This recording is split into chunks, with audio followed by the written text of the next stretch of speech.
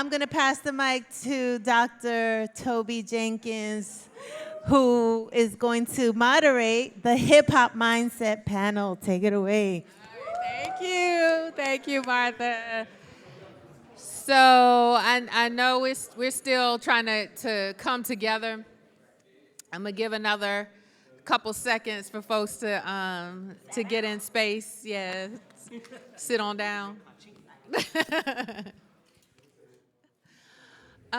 So I want to. I think we all collectively want to thank Martha Diaz for for everything over all these years. The space that she's created and she continues to create.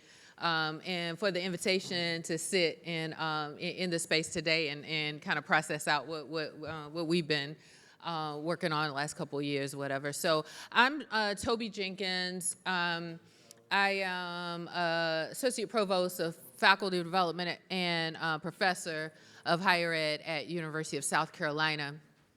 And a couple years ago, I wrote a book called The Hip Hop Mindset. And in the book, the project, the whole point of it was, there's a lot of conversation and there's been so much important work laid down about using hip hop in educational spaces and classrooms, pedagogically and everything, whatever. But for me, one of the things that I felt like it was important to document was also this reality that hip hop is more than just a tool to educate young people. It also built something in us. You know what I'm saying? In all of us, right? So those of us who consider ourselves to be educators, professionals, students, et cetera. But it's like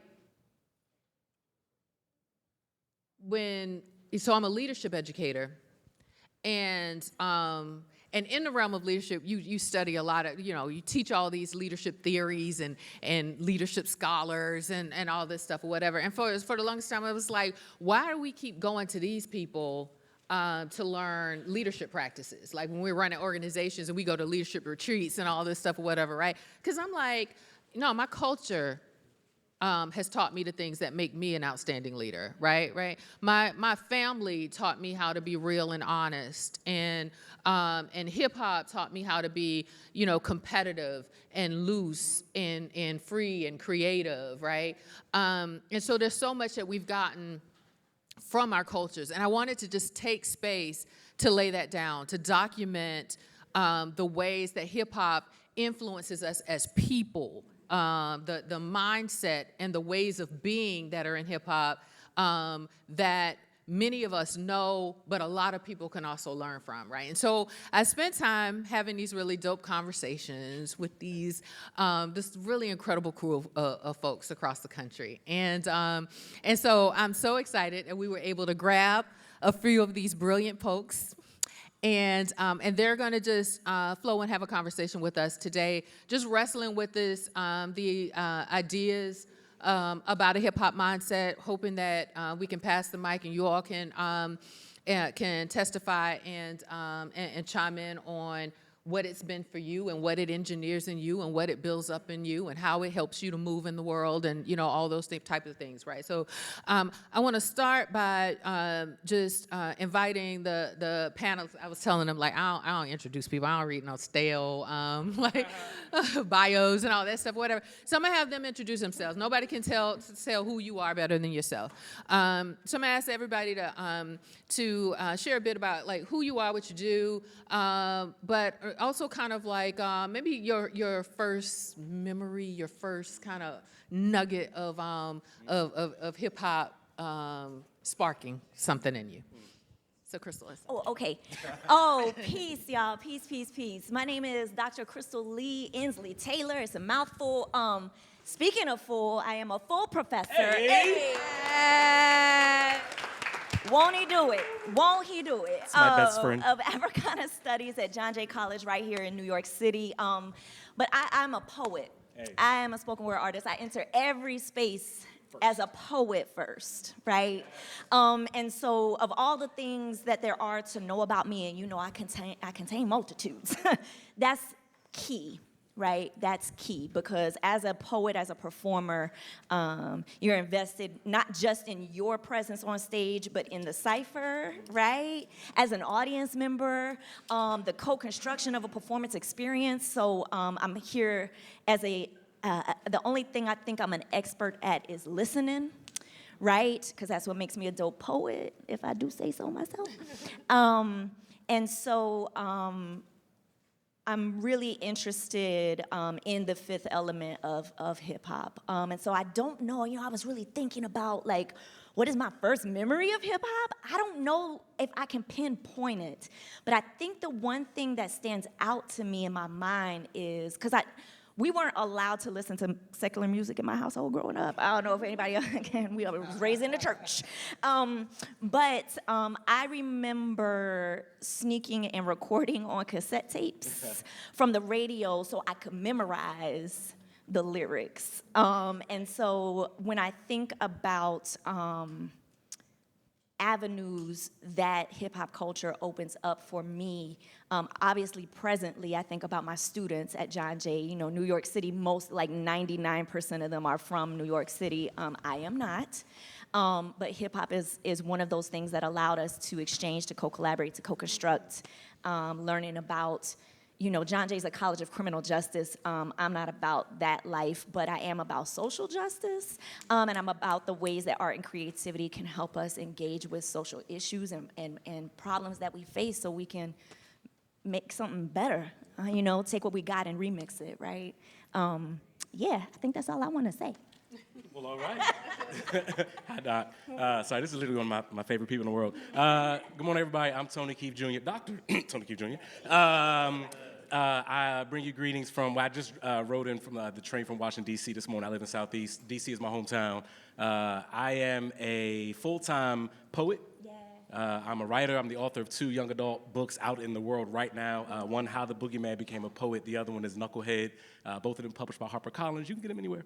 I'm also the CEO and founder of an education consulting company called Emcee Academy. I created this company back in 2020, right after defending my dissertation, thinking about Toby's comment earlier about when I was in my education leadership program at George Mason University, they weren't teaching any education leadership theories about people like us. And in particular, most of my education background is working in nonprofit school, like after-school programs, tutoring programs, college prep programs, student development, those sorts of things. Most of those education leadership theories never talked about people like us. Yeah. They talked about principals and superintendents and, traditional school leaders, but I was like, hey, what about the program managers at after-school programs? Like, we educators too, right? We have a pedagogy. And I'm also, someone who brings hip-hop with me in my work. And so to shorten it up is I developed and wrote and published some things around hip-hop education leadership development theory. So there's now a theory that is now published. So for folks who are like, I'm bringing hip-hop as my leadership practice that goes beyond the classroom, or not beyond, but I mean in addition to. For the record, I've never been a traditional classroom teacher, save for I do teach sometimes adult learners at Academy of Hope in Washington, D.C. So I do teach English language arts, but I've never been like a traditional college classroom teacher. And so I don't want to take that away from educators, but when I think about my work and my role, it's more around the conditions of student learning and engagement. So when I think about myself as an MC or an educational MC, it's demonstrating the mastery of conditions for student learning and engagement. So it's beyond bringing microphones in classrooms, but it's how do you help young people, students, adults, teachers amplify their voices in those spaces. So there's that, and I'm a spoken word artist, traveled around the world with this one. And also one last little nugget, because when I think about in terms of the first memory of hip hop, there are 2 things that kind of come to mind, because the first thing is I grew up in Washington, D.C. My mother was always listening to go-go music. There was always at least hip-hop music playing in my household. But my first intellectual experience with hip-hop, shout out to Dr. Toby Jenkins. I was an undergraduate student at University of Maryland, and Toby was one of the assistant directors of the Numburu Culture Center. Shout out to Numburu. And I remember Toby at the time was offering undergraduate students programming with hip-hop in it. And this was, I won't date ourselves, but this was not yesterday, and so for me, I'd like being introduced to hip hop in this academic space was all because of this wonderful individual here. So happy to be here, and I'm gonna pass the mic to my fellow MC. Good morning, y'all. Good morning. My name is Dr. Edmund Adjapong. I am an associate professor of educational studies at Seton Hall University. My work and how I get to this work is looking at I'm an educator, and I train K-12 educators and teachers, and my personal research looks at like how do we leverage hip hop culture and the elements, the creative elements of hip hop, as teaching and learning tools for students in classrooms, right? And what I like to do is encourage educators to look at hip hop culture not as something that they have to embody, but something that has power, that's multimodal, that has a lot of connections to how young people want to, learn and how we can teach them. And, the argument is also like, hip hop is for everybody, right? It's a very inclusive culture. So why isn't it one of the things that we can, we're encouraged to use in our classroom? So that's what my work looks like. I just have a recently published book. Teach like an MC that looks at, my research, and there's a framework for hip hop pedagogy and the use of hip hop within the classroom. So, feel free to check that out for educators. And I just love hip hop. Born and raised in the Bronx. Coming up in the Bronx. When I think about my first hip hop memory, man, it's kind of embarrassing at this point, but. It was memorizing all about the Benjamins, right? Yeah. And I recall, right? And that it was just such a big song at the time. It was on the radio when I woke up in the morning, and I remember, me and my friends would walk from the building down the block to school together, and we'd just recite songs, and that was my childhood. And that's when the first moment's like, wow, I really love and I really enjoy this. So, yeah.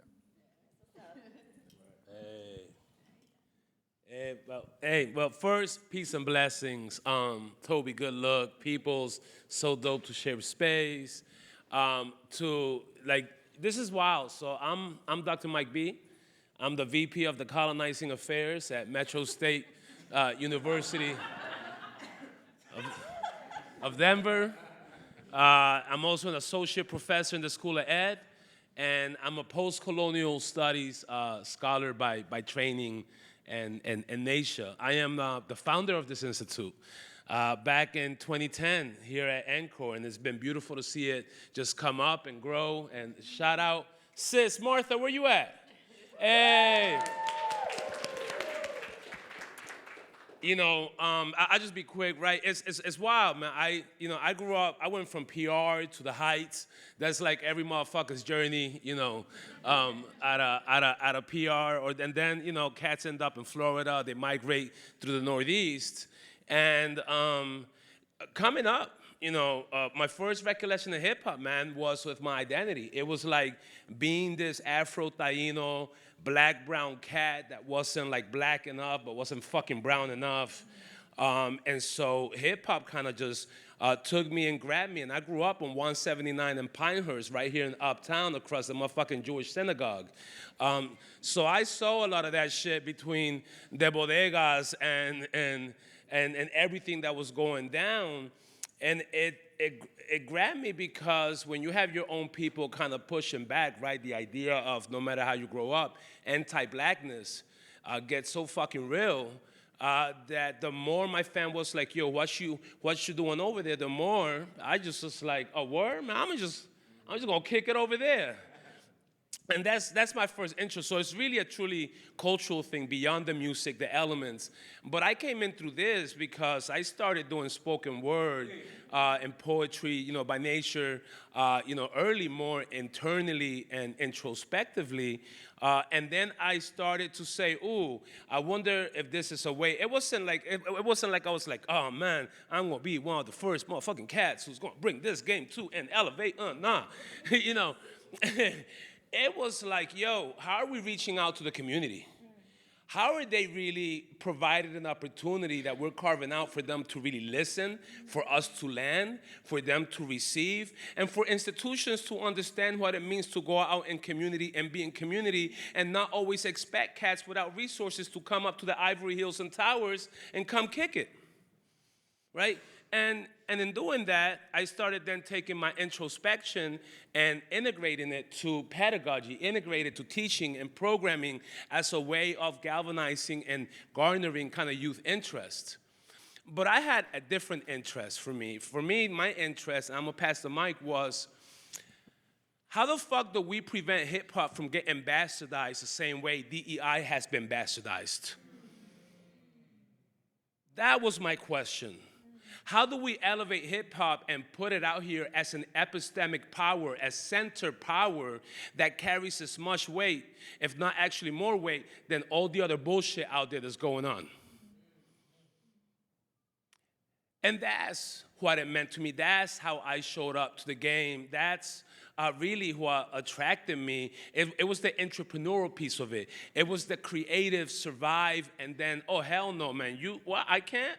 Fuck you. I'm in there. You ain't stopping me.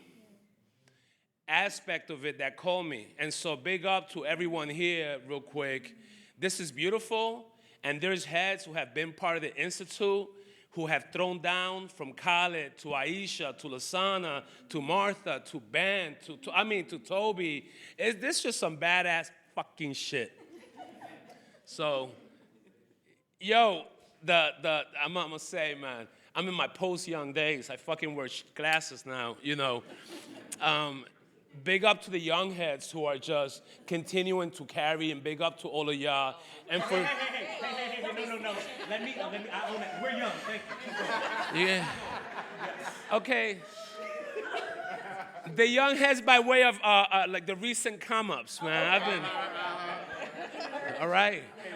And then Ben, who's been a part of this before too. I mean, this is just gratitude, man. This is fucking gratitude. That's it, yo.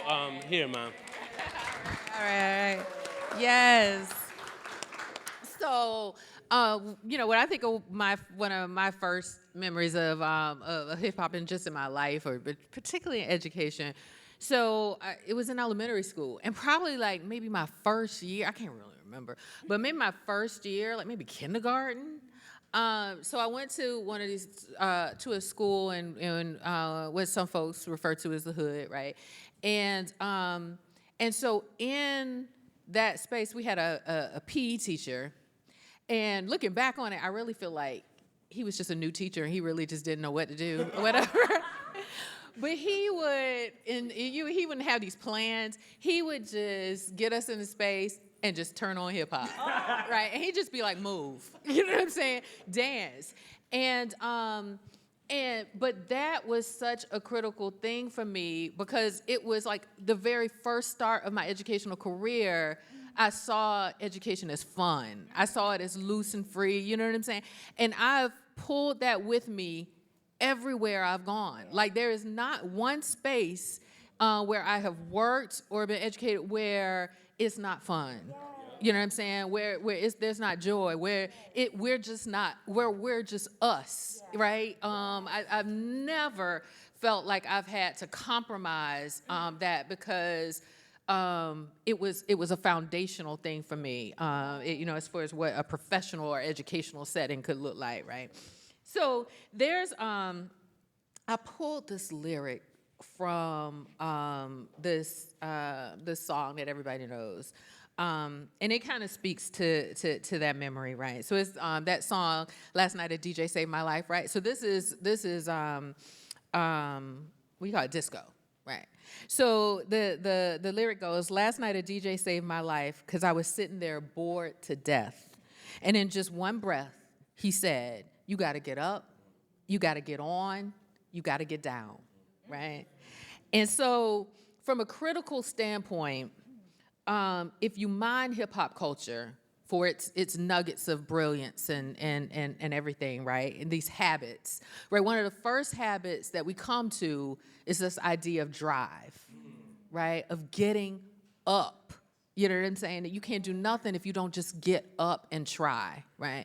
That this desire to want to be put on, to be hungry in life, but not just that you want to eat, that you're trying to have a gourmet meal, right? That it's about dreaming big and having ambitious goals and everything. We want it all. You know what I'm saying? And so I want to start with those ethics, right? So thinking about hunger and ambition and competitiveness, and how's hip hop culture inspired these things in you and how y'all move in the world?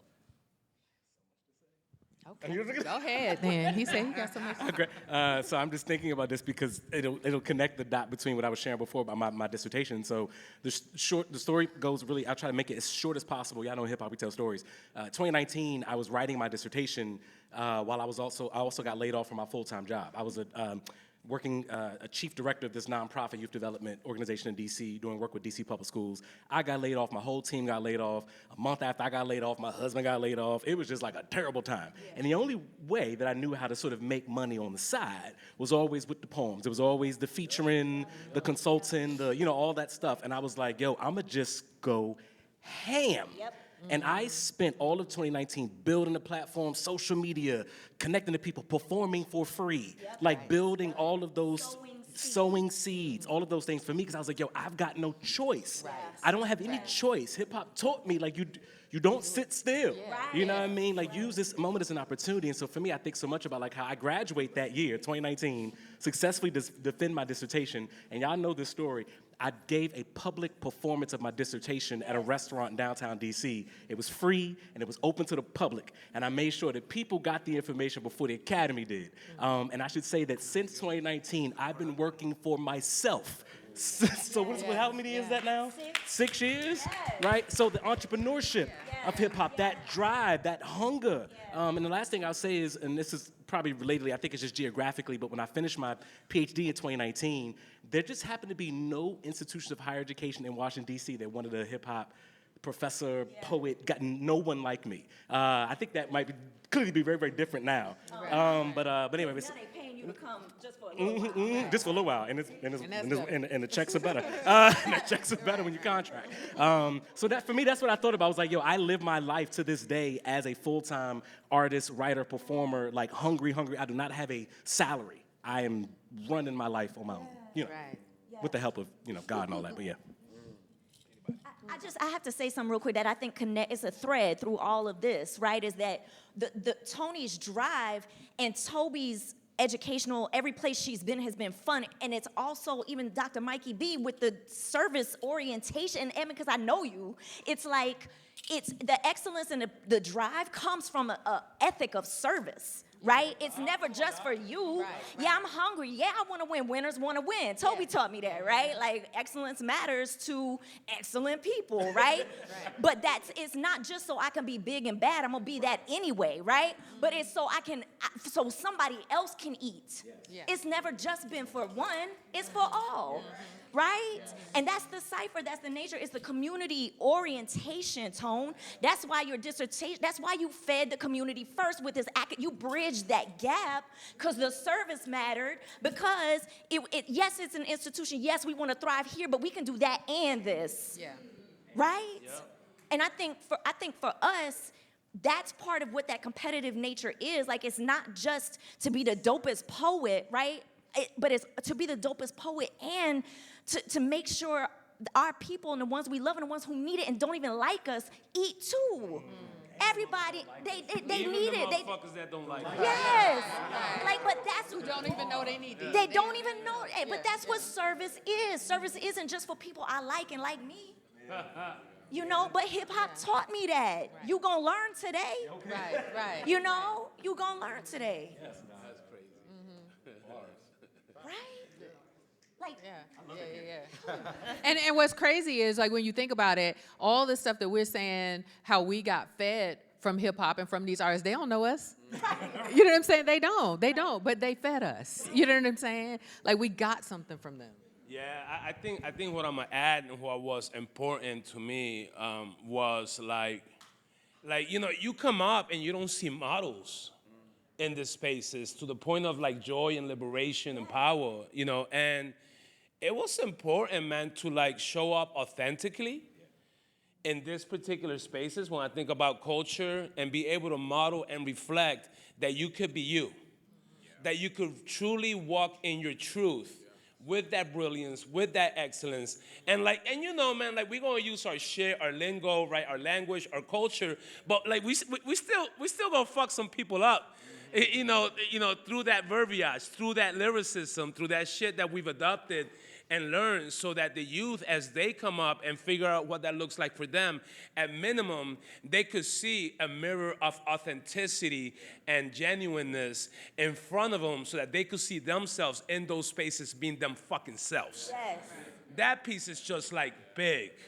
I love that. Like, I think for me, hip hop is all about authenticity, right? And I think I got my doctorate at 26 years old, and to navigate, to navigate institutions, right? From K to 12, like I went to school in the Bronx, New York City public schools, predominantly Black and Latino students, but never felt like I could be my true self in those spaces, and that's what pushed me to want to come back. And I'm a science educator, and we look at the stats around science and Black and Latino students in the country, and they're dismal. And I really wanted to support young people to know that they can identify as scientists if they wanted to. Yeah. And it was for me to try to think about, like, hip hop is what got me here, right? It was what allowed me to persevere. It was my shield through these spaces and allowed me to be my authentic self.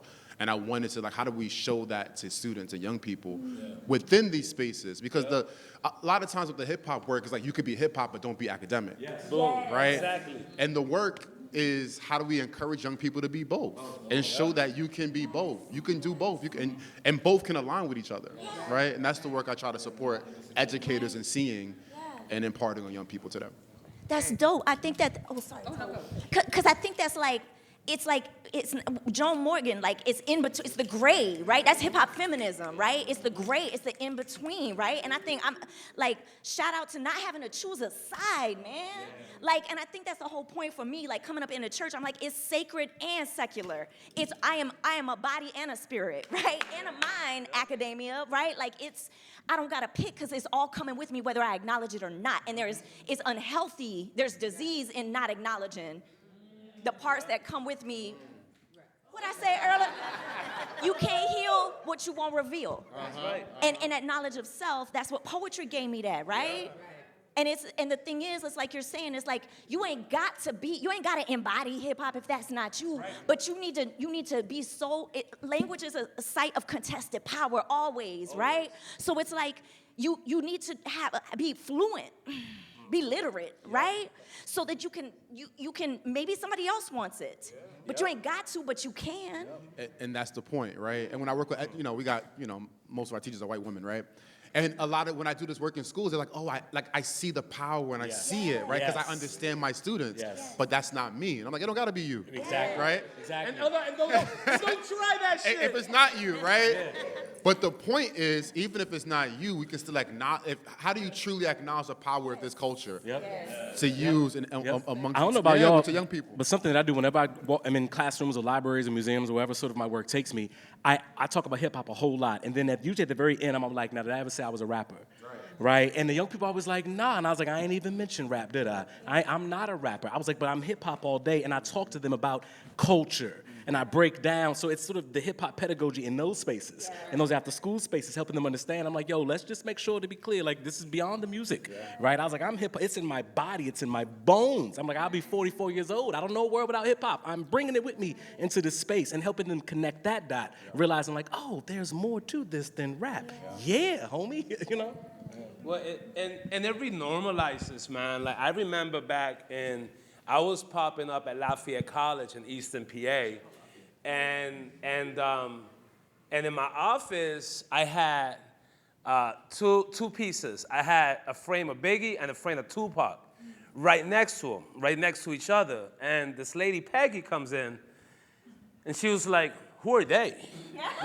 Right? And it made sense. You expect that shit. And so I tell her, but if you've been to Lafayette, like most ivory spaces that have the fucking limestone outside architectural design that has to align and look like that shit, so there's some resemblance of whatever the fuck Western Imperial looks like. And, no, I'm just saying, right? Yeah. No, man, some semiotic colonial shit, bro. Like, so I'm telling her, and she's in her head, she's confused. And she was like, I would just think maybe, a portrait of like, De Lafayette or of George Washington or, to go with the aesthetics and because it's fitting. And there's something about putting up culture as our shiro, hero, dero. You know what I mean? In a way that it's time for a metamorphosis and a different type of reflection around who are the models and who opened those doors. And for me, that's like fucking hip hop. I'm just saying. Yeah. So, and that pulls us. I feel like everybody's starting to talk about authenticity. So I want to center that a little bit, right? So, all right. So we move on, and you get this opportunity, right? Because we all hungry. We all want to advance in our careers and do something, good, special, whatever, right? So you get the opportunity, but then I feel like the question becomes, how do you show up in that work, right? Who are you? Because for me, one of the foundational things, if I could just gift to anybody this idea that you need to stand in who you are, because all these spaces will push and try to influence you and move you, and it becomes so easy. It becomes so easy to give in a little bit, right? Because you're making a little money, you got a little title, you feel like you got to be this, you feel like, and I'm like, I really want people to understand that hip hop culture, your culture, even if it's beyond hip hop, the broader culture or whatever, it's not just something to study. It's not just something that lives kind of back deep inside of us or was a part of our history. That we can stand in that everywhere we go, no matter what kind of institution we go to, what kind of job we're doing. Where we are, what kind of conference we're in, we just need to stand in that, right? And so in a lot of the speeches and everything that I've given on the book, I talk about how I grew up, late 80s and everything or whatever, right? And so back in the day, this kind of idea of keeping it real was like serious, right? Right? Folks were not playing, right? It felt heavy, right? Because it was just like, you better represent. Streets are watching. You know what I'm saying? And so at that point, like I said, it felt like so much pressure. But looking back on it now, I understand it as permission. Yes.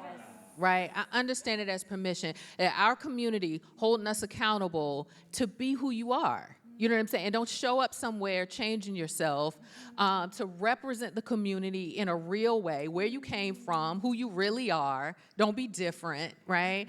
But it's a permission to be your authentic self, to speak in your mother tongue, right? To live your truths and your values and everything or whatever. So I want to just put that out to y'all, like navigating authenticity in your professional spaces.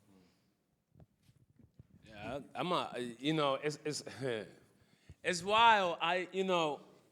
Because a lot of my shit, I've always, for those that know me, like I've always, look, part of my primary purpose of being an educator in Western colonial paradigms, like the fucking US, is we don't focus enough on agency. And we don't focus enough on what, putting out advocacy for agency looks like. So I always say my purpose is to teach young people how to navigate and negotiate spaces of fuckery with unequivocal liberation. Yes, that's a t-shirt. That's a whole t-shirt. Right? It's to help young people how to navigate and negotiate spaces of fuckery with absolute and unequivocal liberation. Yeah. Systems are systems. Yeah. We're always going to be positioned in those systems. So unless we bounce out, unless we and even that we can't do, because if we move to a forest and try to, sustain our own selves, the government's still going to come out there and be like, yeah, we don't think you could catch the fish. We don't think you could build your tree house. We don't, right? And they're going to condemn that space anyway, right? So systems are systems. So how do we exist in ways that allow us to transform, but also allow us to find a joy? Don't allow systems to hijack your fucking joy and hijack your spirit. Because that's why so many of our hip hop leaders, regrettably, are going so fucking young. And that's real talk, right? And so we must embrace and own that piece. And so I would love to answer the negotiation piece, but for those that know me, I've always been me. Like, y'all should see me at a fucking trustee meeting. I can only imagine. Or those, and I'm on the board in Adahy.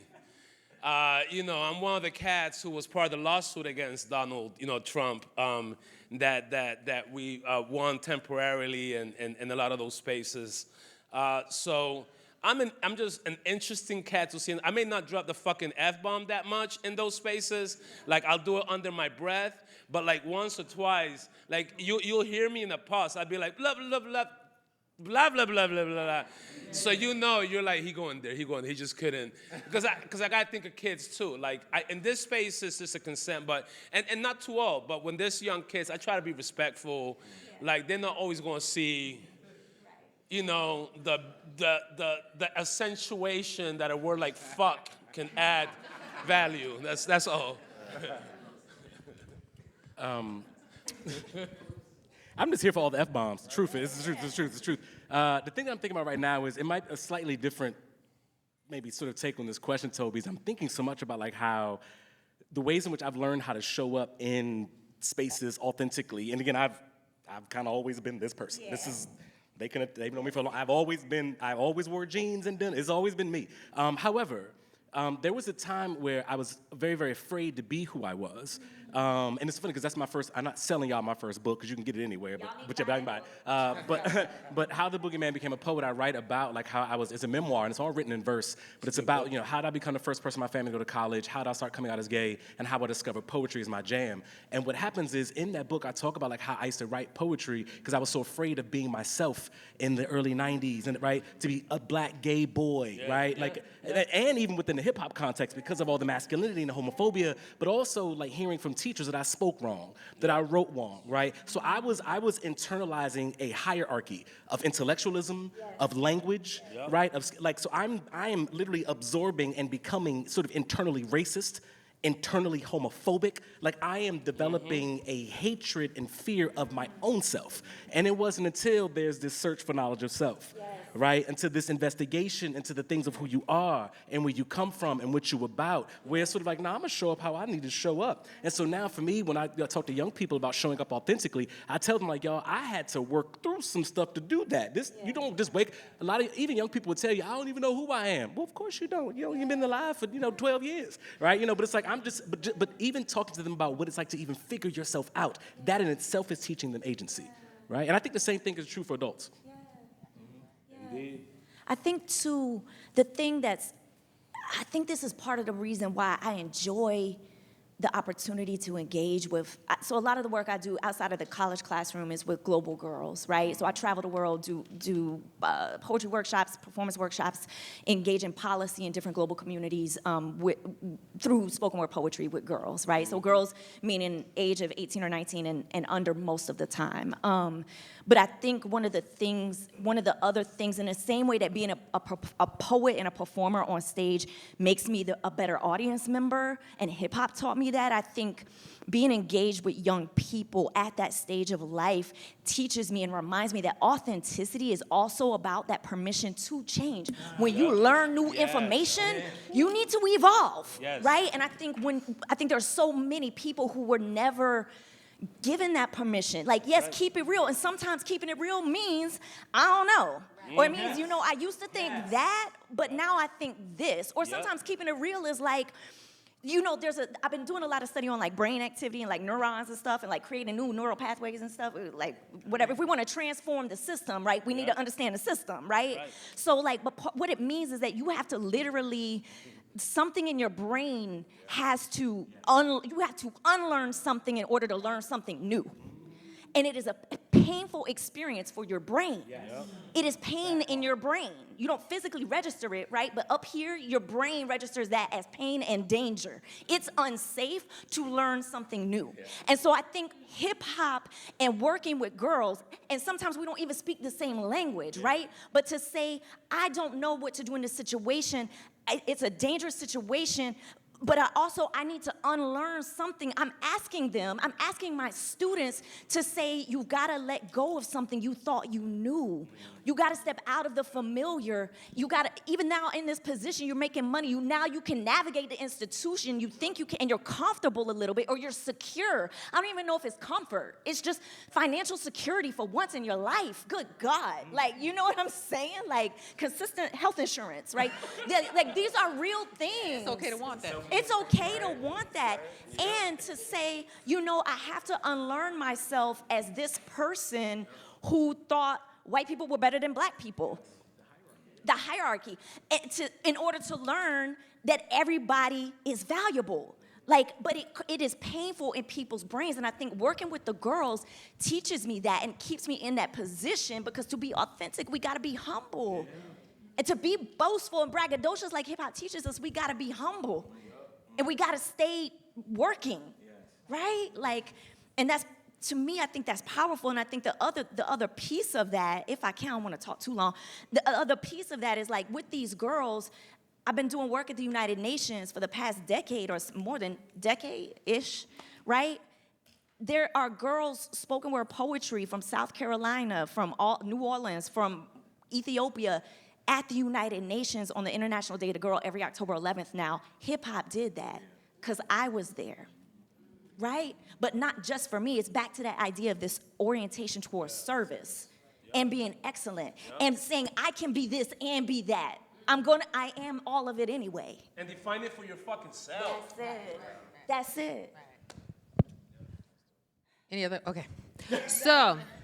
Okay. All right, yeah. So last one and mindset that I want to tap into is posture, right? So when I was having these conversations, posture, yes, came up a lot, just naturally in the conversations. How straight is your back, right? How confident is your spirit? And so I joke all the time, like, the idea, the ethic of excellence in hip hop is so real, right? You never hear hip hop artists being like, oh, I'm all right. You know what I'm saying? Like, no, I'm average. No, they're always like, yo, I'm the best. I'm number one. You know what I'm saying, right? Because you have to speak, you have to hype yourself up, you have to believe. I feel like it was Toni Blackman in the conversations that I had with her, and she was like, before you can do anything, you first have to believe that you can, right? You have to believe in yourself. And so I want to pose to y'all, what do you believe about yourself? What do you believe about yourself? What do you believe about yourself? Mm-hmm. Talk your shit. What do you believe about yourself? I'll say it like this. So I am, without a doubt, living in my purpose as a poet. That is a thing that I know to be true. Like, I know the thing that I'm destined to do in this world is to be a poet. And I know this because I was doing it as a kid without any invitation. Right? That was some God-given thing, downloading rhymes and stuff in my notebook just to deal with my world, right? And I always tell young people sometimes, the thing you've been doing is the thing you're supposed to be doing, right? And so for me, I'm like, I know that now. And so because I know that, and again, this is, I'm 44, but whatever, doesn't matter, but 30 years of like performing and writing, like I've earned my stripes. You know what I mean? I've won awards. I've received standing ovations and applause. Like, I know I'm good. You know what I mean? I deserve the thing, right? But also, iron sharpens iron, right? And this is what I really, really believe is the important part about, like, how I posture. I can't posture like this if I ain't standing next to her. You know what I mean? If I ain't standing next to Toby or Edmund, if I'm not, because it sharpens iron. So for me, I believe I'm doing exactly what I'm called to do in this world. Yeah. This spinning planet in space is not meant for us to just be paying bills. It's not. Yeah. It is not, right? We are sitting in this conference room right now at the same time the world is spinning. There is a reason for that. And for me, that reason is to be a poet. Yeah. That's love.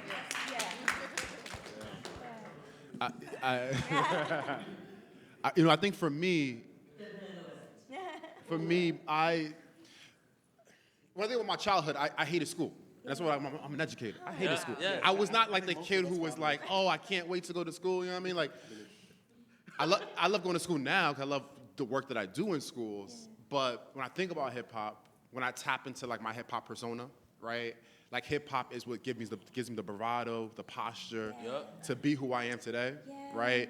Like my whole life, I wasn't as confident. I was doing the things I thought I had to do as opposed to things I wanted to do. And I think that's the big difference, right? And I think for me now, when I think back at like, when I think about my college experience, my graduate experience, even being a scholar and academic, it's like there's always this road or this way that, you think you have to go, this path that you have to follow, right? Like I got to get tenure, I got to do this, I got to do that. And when we think about systems and structures and institutions, the perception is that you got to do all those things. And it's kind of a mechanism to keep you in line. And I think for me over time, it's always been like, hip hop has always been my thing. It allows me to be confident. It allows me the thoughtful and the criticality to see the world. And that's what I love to impart on young people, right? And I think when I think about hip hop in schools, a lot of us like, these kids today. I wasn't watching. I had a barbecue yesterday. My cousin was telling me about Kai Cenat, Stream University or whatever. So people could make this argument that young people, they're bugging, they're crazy, and like their connection is not as deep or dope as ours. And I always pause and get us to think critically around like everybody has different connection to hip hop. And we need to allow that connection, but we also need to encourage young people to be critical. Right? Like Kai Cenat is dope. Some of it is, is for clout and it can be problematic, but some of it is like really innovative, it's really thoughtful, it's really creative, and it's a next wave. And for me, it's like, how can we put our energy to be positive, to posture, to be confident, to make our own decisions, to get our own deals, to demand our own things? Ryan Coogler with his last movie, Sinners, like we're so thoughtful, we're so innovative, and I think hip-hop culture is what creates everything first. Whatever's popping out here in these streets, it's birthed from black and brown people, it's birthed from hip-hop in some way, shape, or form. So we have to get what we're owed, and we have to demand that, but we have to be confident enough to know that we can posture and get that within these spaces. All right, any other kind of quick comments? No, I guess I'll be quick. I mean, I'll be quick, because y'all. He's like, I don't got nothing else to say. I'll be. No. I'll be quick. Everything y'all said, because I ain't gonna repeat that. But in terms of purpose, that's the piece, man. When I think about posture, I think that I'm exactly where I need to be any minute, any second, every day, with any given landscape, any time, doing exactly what I need to be doing in relationship to everything that's around me. Yes. Right? It's truly about that connection. I'll have a lot more shit to say on Friday. I'm the keynote speaker, so so we're gonna pop it off there along with Rosa and Davey D, who was in the back. So I'll be spitting a lot more there. I'm gonna pass the mic. I think, coming up, I think being first gen, being, like you were saying, like there's a trajectory, there's like you gotta be perfect though, right? Like, cause we couldn't afford literally, like to mess up. We couldn't afford it, right?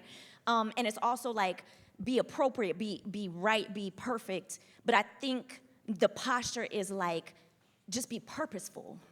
Not perfect, it's the permission, right? It's not to be perfect, it's to be purposeful, right? And to put it out there before it's perfect, because it's gonna change anyway, And to me, that's confidence too, That's confidence too. Yeah. Right. So what I want to do is, before we leave the space, I want to put that back out to any of y'all who want to speak and testify, right? So the question was, what do you believe about yourself? Anybody here want to speak their truth about what you believe about yourself? Question, whatever you want to say. I believe I have a question. For the 4, I know it's graffiti. What's the other 3? Oh, yeah, breakdancing, emceeing. DJing. And knowledge of self. 5. Yeah. Okay. Yeah. Anybody want to speak? Favorite DJ, Jason favorite Ross. DJ. Peace. No. See, nothing about DJing. I'm gonna be real with y'all. It's amazing. Like, this whole thing is amazing. But I'm just gonna say this. For me, so last week, I had one of my former students who I taught in 4th grade. He's 31. Don't be looking at me like I'm old. He's 31, and he was like, yo, I didn't teach hip hop in class. I taught business because I had a business degree. So I taught them how to use Microsoft Office. But he was like, the connection, the relationship. He said, through you, I learned who I wanted to be.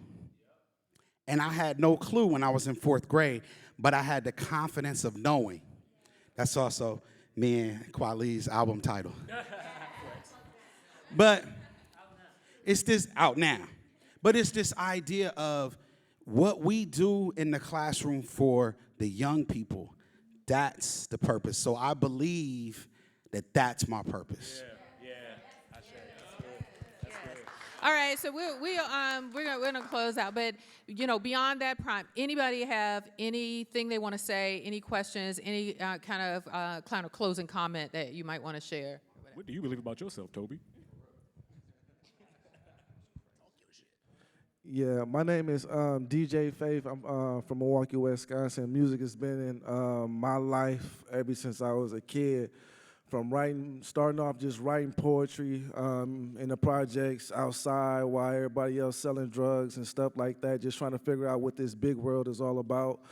And just, it's just been a ride. It's been a roller coaster or whatnot. Music has been a part of my life forever, and just to be able to let music lead me here in this conference room with you all, all you talented individuals and leaders and entrepreneurs and creatives, with my goals and aspirations of, being able to open up a university, like how you said the Chi Senate thing. I've been watching it, and I just been getting motivated. Like, yo, we need that science university that incorporates music and frequencies and hip hop. Because it helped my world go round. Without music, I just don't know, or with hip hop, I don't know where I'd be if Pete over there never did what he did, and I never listened to that one track that motivated me to just go that extra mile and be like, yo, that's hip hop. I can be able to speak my truth through like how they do it, and just seeing how everybody just growing through music and it's just been a blessing. I just want to say thank y'all for being here, and yep. Yes. All right.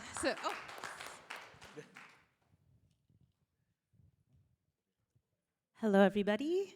I'm Arabelle, also known as Heirloom Beats. I'll be super quick. I believe that in practicing hip hop, I can change the way that I feel. I can shift and change the way that I feel.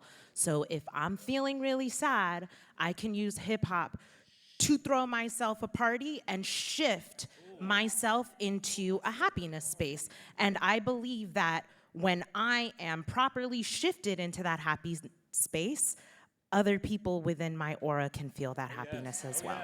Oh, yes. That's the power of the playlist, right? The stage song and everything, like it shifts that spirit. So I just want to, just in the spirit of criticality, I want to acknowledge this idea of passing the mic, right? So that's why I got up and stopped the panel to give space for you all to not just ask us questions and stuff like that, but to also contribute and testify. And I think that that's another critical habit of hip hop culture. It's about not only are you worried about getting put on and getting an opportunity, but who are you passing the mic to also allow them a platform and a space for their words to be heard, for their voice to be heard, and everything. Once you get put on, what other space are you creating for other people, right? And so that idea of the opener is so real and important, right? That main artist creates space for new artists to perform and shine and people to get to know them and stuff like that. We got to do that in our own professional spaces and in our lives as well. Good morning, or it's afternoon now. Good afternoon, everyone. My name is Power Surge. Been a b-boy breaker since '93 till. And I just wanted to kind of touch on what you just said. And, you know, the cipher is a pedagogical practice, and that's how I learned social justice, DEI, African American Studies, Latin. That's how I learned who I was. And, you know, that pedagogical practice, once it's in the classroom, yes, it's one thing to be authentic, but you have to be raw authentic in the cipher because it's, you know, you're expressing emotions, healing, it's all of the emotions. And so when I go to these educational spaces, you know, reminding myself that, hip hop it's in many ways a disruption of that.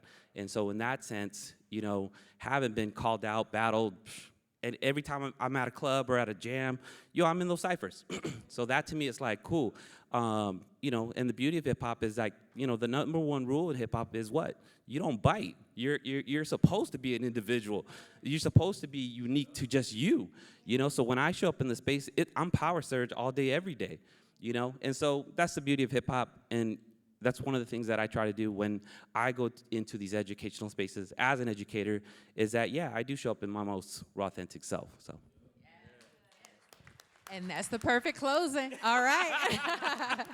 All right, thank y'all. Thanks, y'all. Have a great conference.